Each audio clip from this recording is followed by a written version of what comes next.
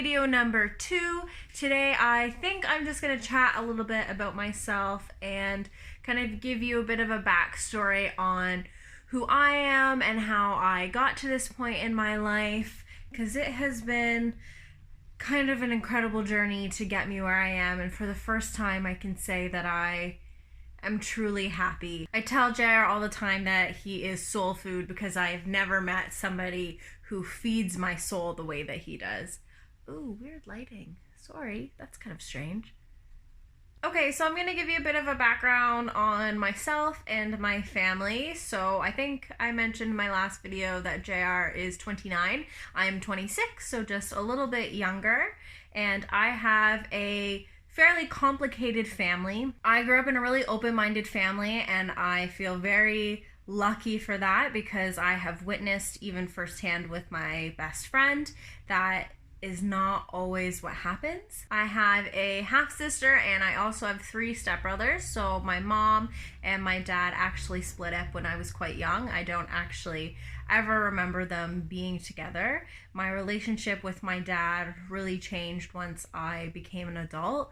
We were able to connect on a better level. My dad is married to a lovely woman and they have been together for as long as I can remember. My sister and I have quite a few years between us, but she definitely is my best friend and is my rock in my life. I also have 3 stepbrothers, and I'm not very close to all 3 of them actually, although my youngest stepbrother is just a couple of years older than me, and we were really, really close before he moved away. He actually moved to Toronto, and that kind of put a separation between us, but every time we see each other, it is exactly like it was before. Like, we have never even skipped a beat. You know, JR has a supportive family, but that has definitely taken time, and I think that might be my next video. He's actually agreed to sit down with me and do like a bit of an interview, a little bit of a Q&A, if that's something that you guys are interested in. Please, if you do want to meet him and that is something you'd like to hear about, please let me know in the comments so I can further put some pressure on him. I never in a million years thought that he would actually come and be on camera. Looking back, ooh, I have Hedgehog in my pocket and she just got a little lively.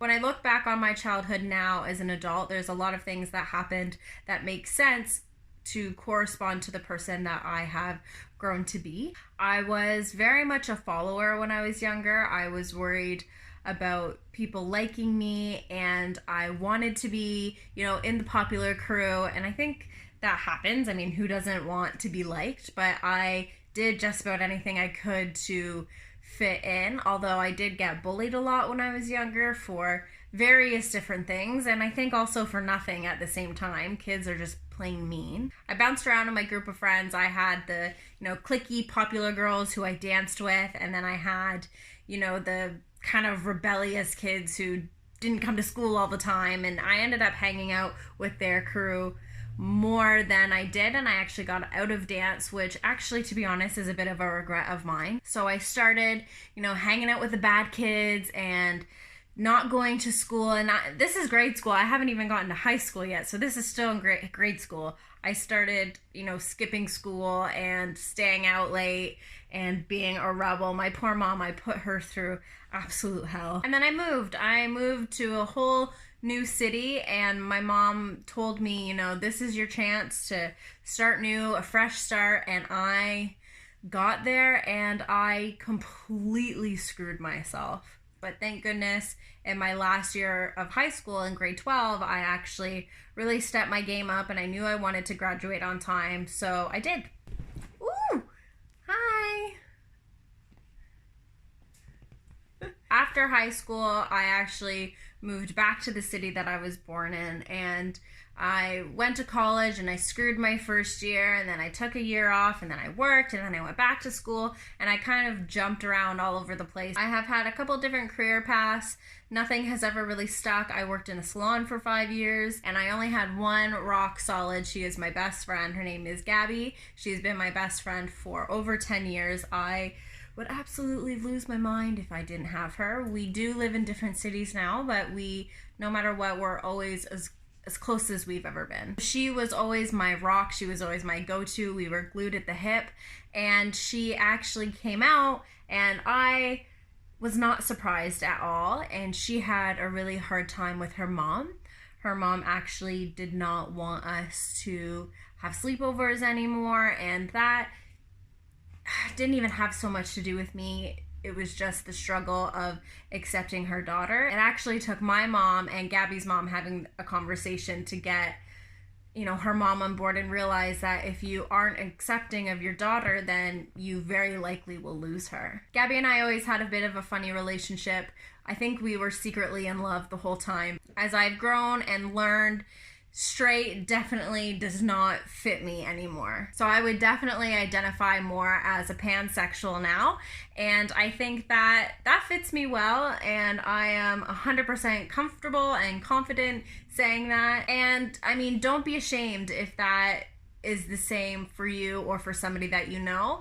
As you go along in your life, I think that happens. I mean, society puts us in these little boxes or these little bubbles and tells you that's the way that it is, but everybody grows, and once you start to understand that there's actually more out there, you end up figuring out that maybe this little box doesn't fit you. I actually worked in a cannabis greenhouse, and that is actually where I met Jamie. JR and I instantly clicked, and we had a really great relationship, but it wasn't for, I think, probably maybe a month or two of us knowing each other that he actually came out as trans. So I'm actually an empath, and if you don't know what that is, it basically means that I can feel people's energy. So if somebody walks in the room and they are particularly sad, I can feel that. I can also tell when people are angry, when they're really happy. It is something that I have embraced in the last, I'd say, year. I haven't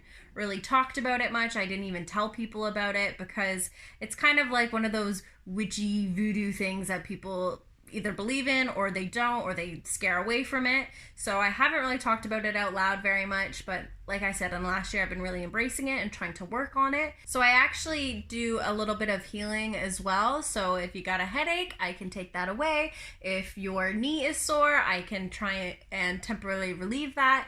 And when I met Jamie, I had that instant feeling that he was my anchor.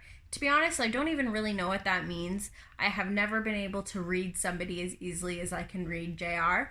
We have always talked about how we are on the same wavelength and we just understand each other. That made it really easy for us to be friends. And before he came out and told us that he was trans, I actually already kind of had a little bit of an idea, but that's not really something you typically ask somebody. So when JR came out as trans, it was a bit of a shock to some of the people that we worked with. It was not at all a shock to me, but I could slowly start to see things opening up for him. He instantly became more comfortable and more confident. I am extremely proud to be with JR, and I am extremely proud to tell people that my boyfriend is transgender.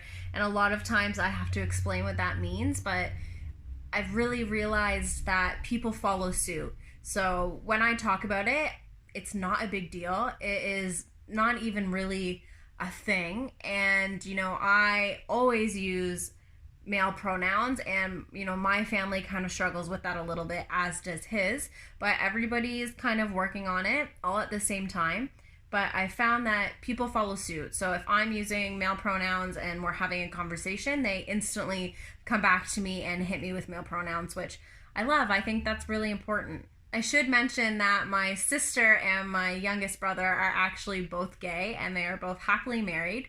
So, like I said earlier, my family is very accepting, and I've always been aware of the community and aware of the stigmas and stuff around it. But it has really taken me being in, this not societal normal relationship to really firsthand be able to see how the world reacts. I'm really happy and I feel really fortunate to have such a supportive family because, bringing a born female home and saying, oh, this is my boyfriend JR, can be a little bit confusing, but my family already understood and knows, you know, about the community. So it was a little bit easier for me. Being a partner of a transgender person has definitely been an experience in itself, especially because JR is pre-hormones and